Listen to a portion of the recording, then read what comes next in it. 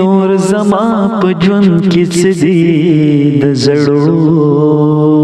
ورځو یادونه نور زما په ژوند کې څه دي د زړو ورځو یادونه شوګیرو وهلې سترګې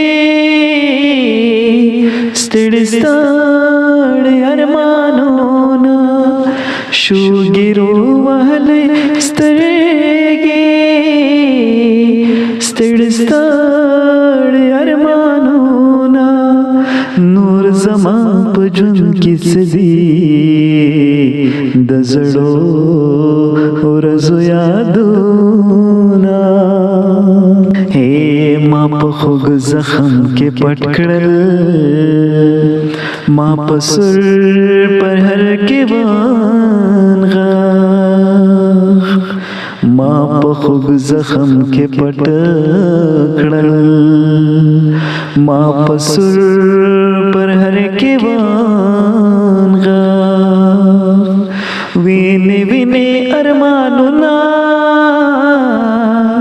چړکی چړکی حسرتونه نور زما په ژوند کې څه دي د زړو ورځو یادونه شوګیرو وهلې سترګې ستړي ستړي ارمانونه یو خدای تعالی څنګه ژوند دی ما خو کله کله وجني یو خدای تعالی څنګه ژوند دی ما خو کله کله وجني د ساقي ګلاب سترګې انګوري سر شرابونه شوګیرو وهلې سترګې ستړي ستړي ارمانونه یا محبت او عقل دواړه چې لیدل لیونی دي محبت او عقل دواړه چې لیدل لیونی دي د باګرام په مازیګر کې د باګرام سکړې سیلونه شوګیرو وهلې سترګې ستړي ستړي ارمانونه شوګیرو وهلې سترګې ستړي ستړي ارمانونه د جنت د حور خیاله سترګې وګورا د جنت د حور خیاله سترګې وګورا په دې غرونو کې پیخیږي قیامتونه قیامتونه په دې غرونو کې پیخیږي قیامتونه قیامتونه شوګیرو وهلې سترګې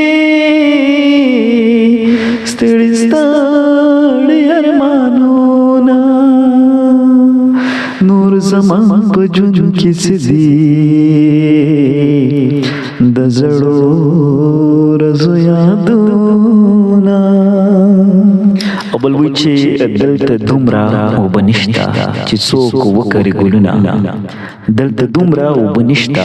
چې څوک وکري ګلونه دلته غرونه واوري دلته واوري غرونه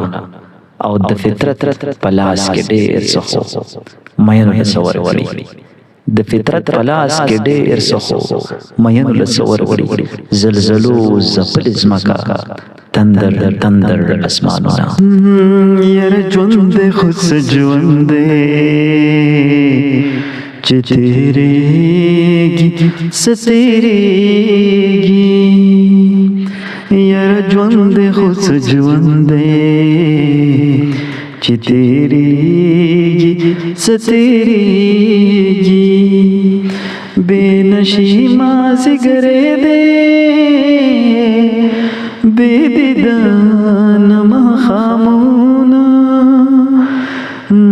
شوګیرې وهلې سترګې ستړي ستړي ارمانونه. او اخري مقطع دا وایي چې د صابر د زړه په کور کې ما لیدلي دي ګوایم د صابر د زړه په کور کې ما لیدلي دي ګوایم د زخمونو دفترونه د دردونو کتابونه. دا